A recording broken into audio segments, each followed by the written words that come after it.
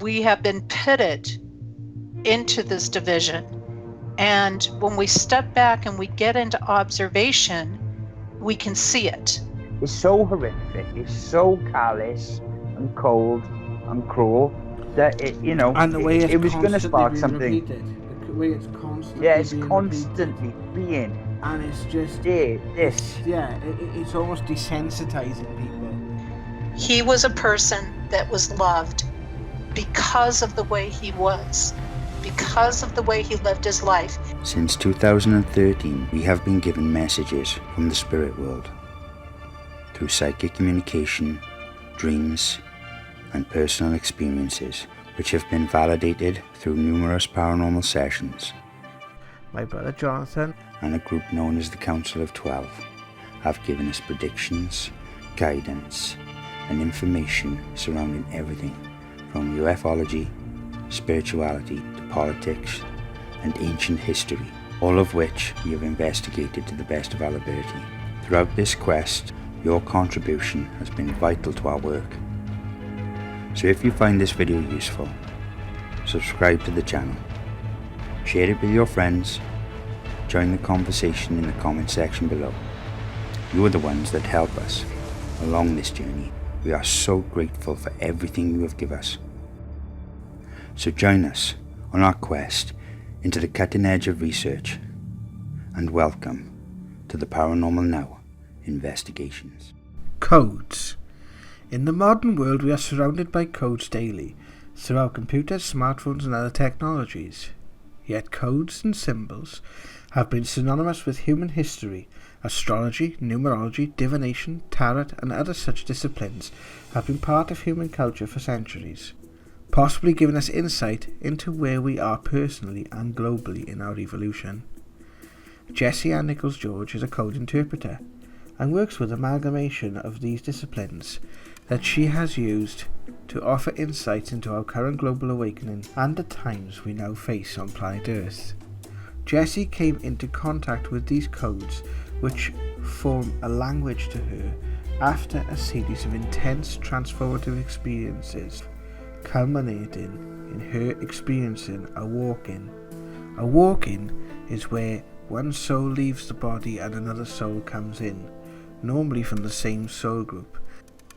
Jessie now goes by the name of An, and details her walk-in and other personal insights, along with a day-by-day breakdown of the codes for each day of 2020 in her yearly book, The Code Journey.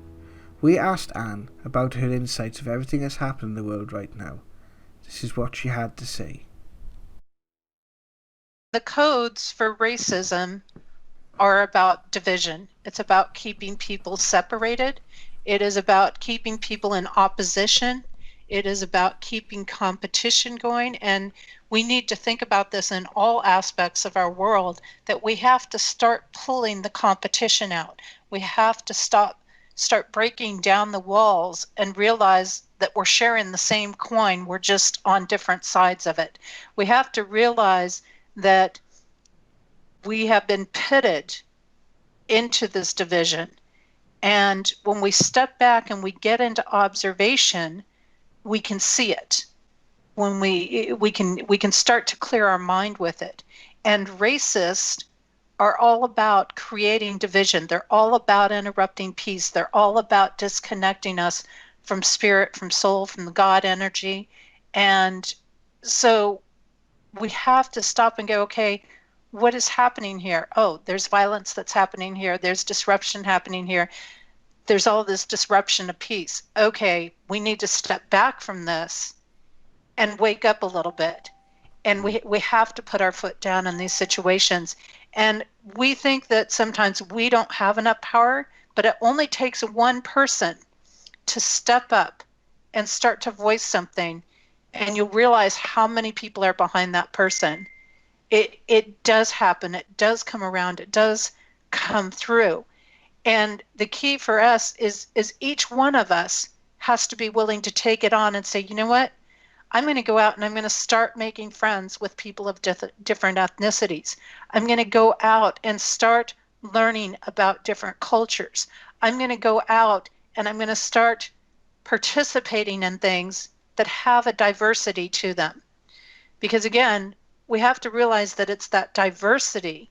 It's all these different components that are going to make us strong. And when we bring these different components together and we unify them, that's where our strength is. It's not in any one race or culture or belief system or any of that.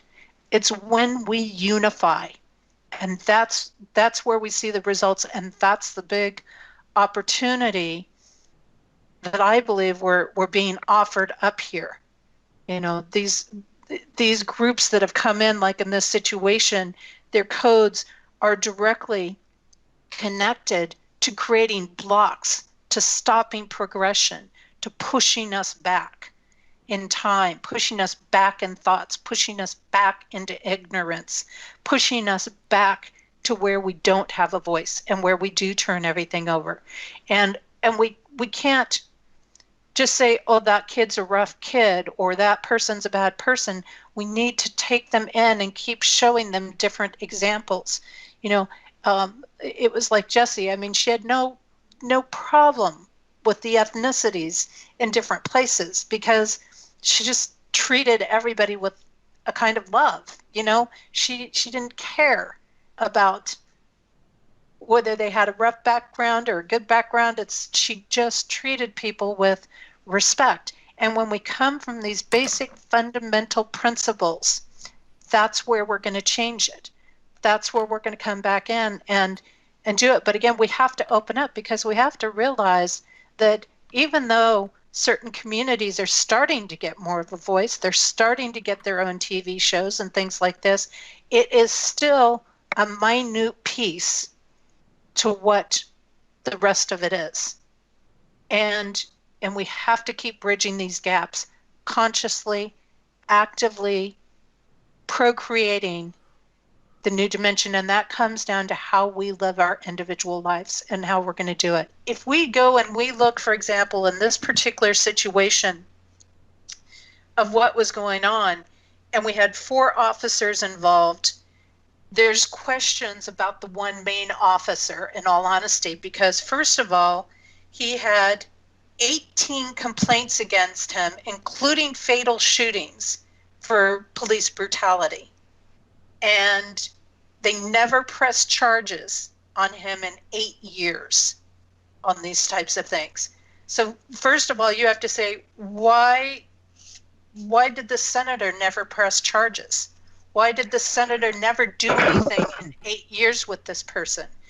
Second of all, if you get down and you really look at the photos of the person who was arrested or that they showed an arrest photo of, and the person who's actually in the video committing the crime, there's a great amount of question as to whether they're even the same person, which then lends to the fact of, because of the way the badge was on the officer that was taking this act, it lends to the fact of, you know, was that actually that officer? Did he lend his uniform to somebody?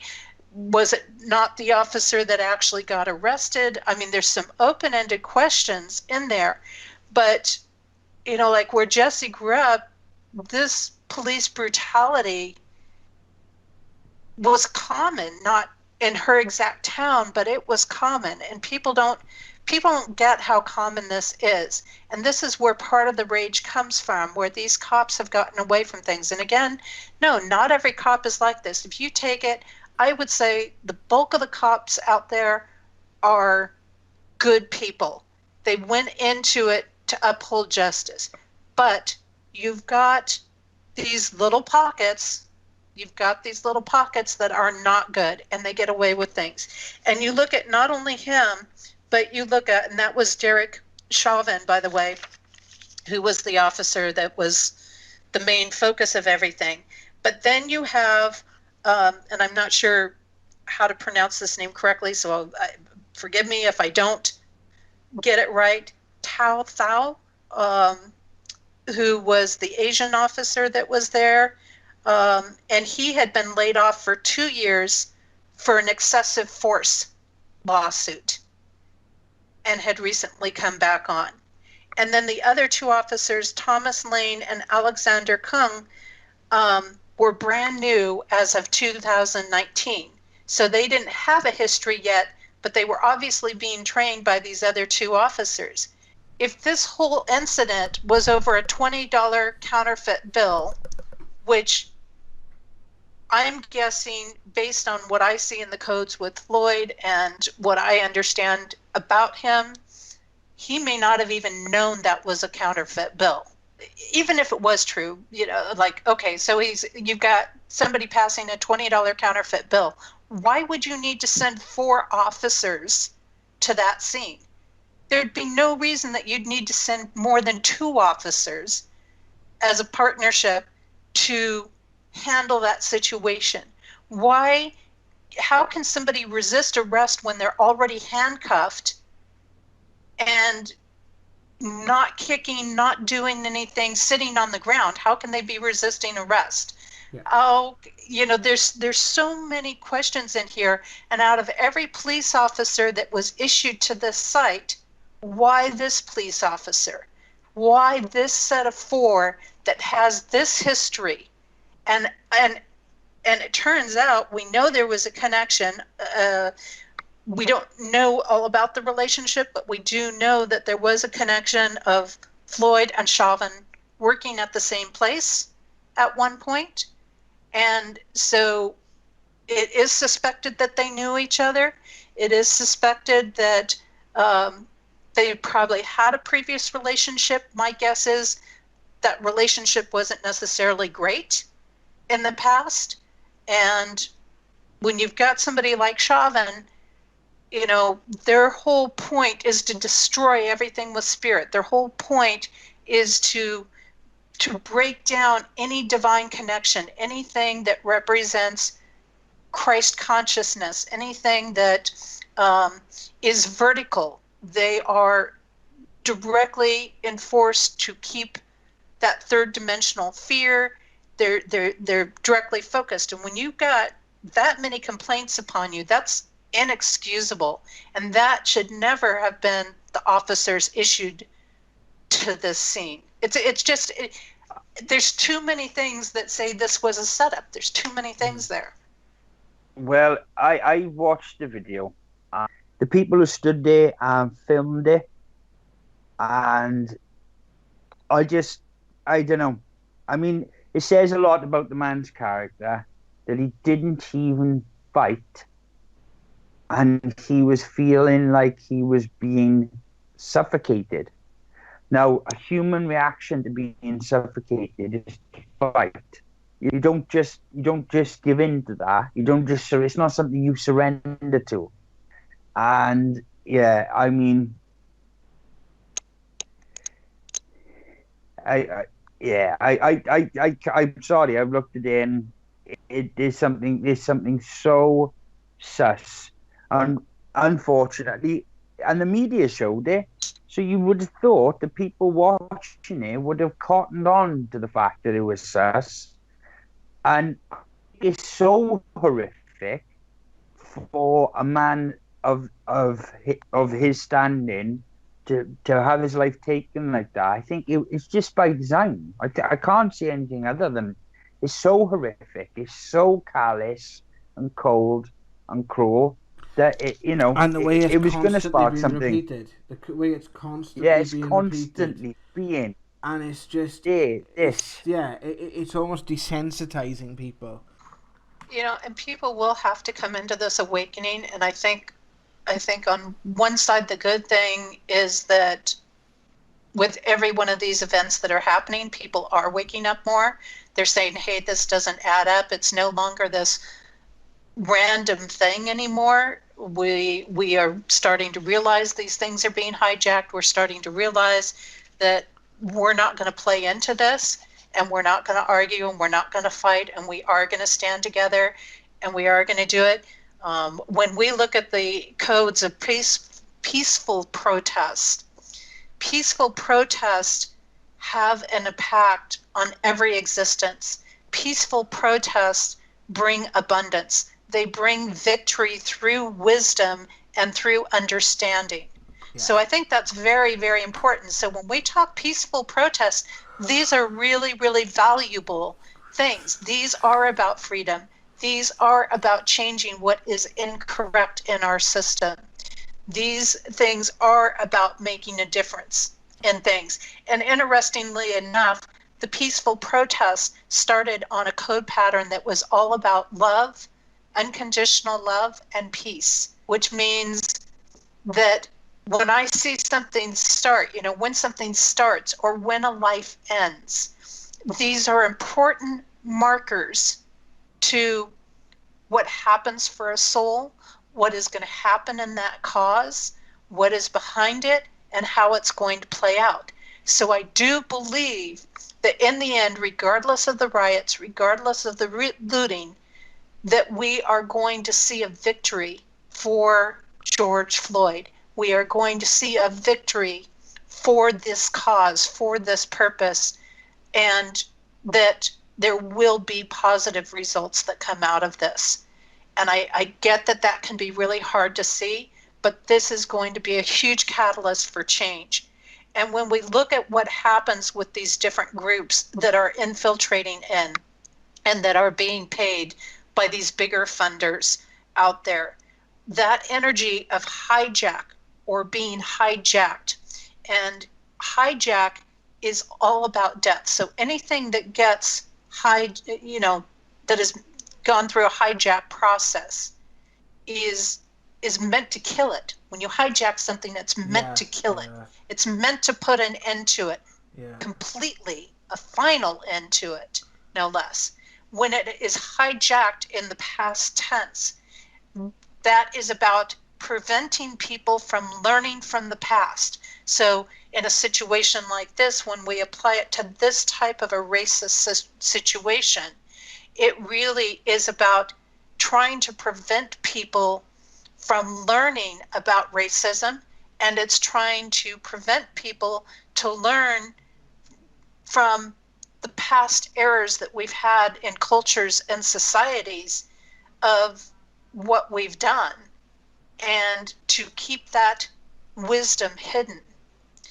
Now, the very interesting piece in here, you heard me talk about some of George Floyd's codes, and he had very challenging codes, and I can relate exactly, and maybe part of why I understand who he was about so much is because my human codes and Jesse's human codes are the same overall. Our different components, pieces are different, but the overall codes for George Floyd and my human self are the same.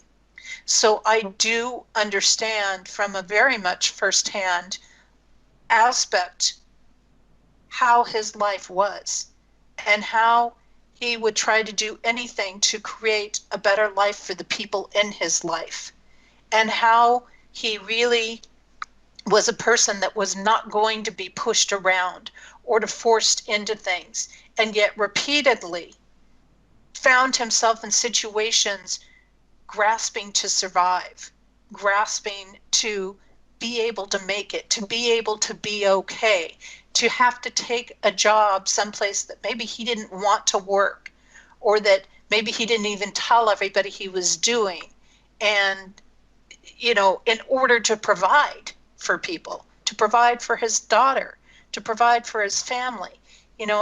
This person was really a very gentle soul. And the fact that he wasn't overcome by materialism, but the reality of it is that in this code pattern, we tend to draw in people who are heavily materialistic, and we tend to draw in situations that are so materialistically consuming that they come in and they come into lives like ours and like George Floyd's to overwhelm the soul or the spirit by materialism, and to say, see, you can't live without me. See, you can't live without playing into the system. These types of things. It's a hard code pattern to be on in life, and yet it's one that will have a lot of impact on a lot of people. Now, the particular day that he passed, we again had code patterns of death. And in Minneapolis, Minnesota, there is natural rebellion energy in the code patterns for that city. And it comes out of a stem for being able to see what is needed and to know where things are breaking down. So let me read the codes for this particular day, because this codes for that particular day, beyond the death energy that was present. So you had all these culmination of pieces coming together. It talks about the transformation. And this is where I think we're going to see the power and why this is touching so many hearts. The codes are asking us to transform things in our life. Today we are asked to step out of our comfort zone and to become an inspirational leader for others. And I want to pause there for a second, because we know in George Floyd's codes, it shows that he has that inspirational leadership in his codes. I am not talking about changing your whole life to go out and give speeches, although that is well favored in this energy pattern today. If you want to do it, since speaking and writing and sharing insights in large and small venues are quite favored. No matter where we are in life or what position we hold or the work that we do, we can be an inspirational leader for others. This comes from transforming our own life through experiences and embracing a life that provides us with greater freedom and self-sufficiency in the world. It is finding harmony and the joy in the simple things in nature and realizing there is a preference for qualities and values over material items and things. Again, that is heavily in his codes. His codes are so aligned on this day. It is an aspect of living in a way that does not judge. I think that let me repeat that. It is an aspect of living in a way that does not judge, and we need to take that piece away from us. But is able to see the assets in each person and thing and to bring them into a working and hospitable flow with each other. In most teachings, the joy of living on earth and fully living in the soul self comes from transcending the illusions and disillusionment. Again, I have to pause there for a second, because we have these huge illusions that all police officers are kind and good, and he's breaking the illusions. He's breaking open the disillusionment in his sacrifice. It is a process of where we start with awe of everything, running on what we have been programmed to believe. Then we learn the lies and truths of those programs and all of things which can lead us into challenging and dark spaces, challenged and disappointed with what we see. Then we move into seeing the beauty of all things, whether we like them or not. It is in this space that we see their true purpose and value. And this is in everyone and everything. It is when we transcend our challenges and find happiness anyways that we become an inspirational leader. There are many inspirational leaders that have never been through real life challenges. And I say inspirational leaders in that sense with quotation marks. Oftentimes, the greatest leaders are those that no one has heard about, but the way they live their life influences and changes the lives of many. They have learned to stop focusing on what is wrong and to find the beauty and be in the beauty without being ignorant to the unpleasant aspects of something. It has learned to find the joy even in what it doesn't like. There is no fight, rebellion, or judgment, only recognition of its true divine value. This is a good time to take a look at those that are truly happy in life and not just those that appear to be. Take the time to consider who has been an inspirational leader for you in your life and how can you open to being that for others.